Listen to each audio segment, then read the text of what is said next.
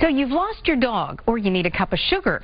You may need to reach out to your neighbor, right? Well, it turns out less than half of American adults know most or all of their neighbors. That means many of you don't.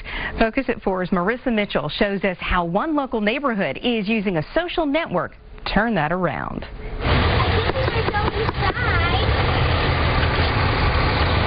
Morning, John. The O'Quinns will be the first to tell you paying a neighbor a visit is part of being, well, a good neighbor. But most days, that just doesn't happen. People are working, they've got families, there's a lot of demands on their time. We run out to our cars, we run to work and run back, and we kind of, in a way, lose that sense of community. That's where Nextdoor comes in virtually for the Crestwood North community. For nearly 3 months, they've used the private social network. As opposed to one or two people talking about a neighborhood issue, you can bring in, lots of different people at the same time. And that's what happens on pages like this one. Residents log in. The properties shown in green are families who have, or households who have signed up for the site. They post events and make recommendations on everything from mechanics to babysitters. Those people can enter information like, what their occupation is, what their pets' names are. There's also a directory with Google Street Views. You can connect that mental image with a person's face.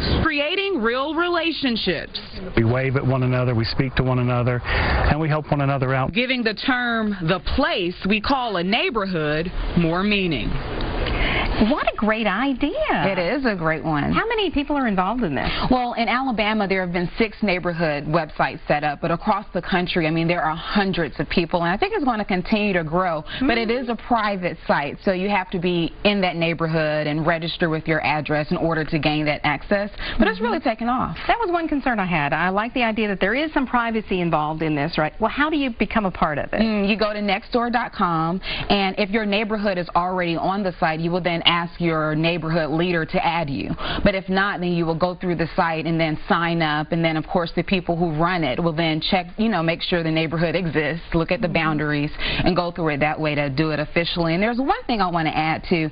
One of the guys in the story that just aired said that so often we have like a bedroom communities, if you will. I was like, well, what do you mean? And he said, well, the only thing we do is sleep at our houses now. True. We don't go out. We don't meet each other. So at least this is one way that can possibly change. And do you have a cup of sugar I can borrow? I don't know. I was going to ask you. No, we're in trouble then. Maybe. No, I bet he doesn't either. Oh, thanks, Marissa. Well, do you